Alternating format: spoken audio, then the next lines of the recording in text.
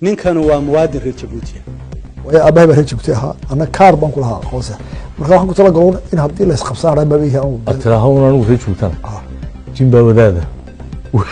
habeenkii babiga oo atraahawna anu reer Jabuuti jimba wadaada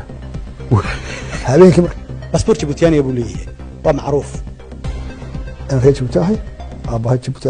ana kaar ku waa loo yahay wax bas caadadiisay tahay inuu dafiro iminka ba qaylada taagani madaxweynuhu wuxuu dafirsan yahay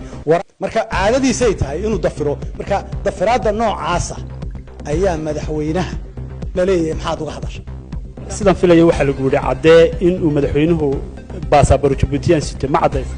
وانا عدين كرا وانا اوريدي وانا العدي او امكن وانا عدي وانا عدين كرا وانا هيا باسبورك سويركيسي hadii loo baahdo adiga ku dhaalo waxa la yaabaa baasaboor Ingiriis baa siiyay arrimaha mid been diyaarigu madaxweyne ma kuma taagnin hadaa si isu taagan dhiibay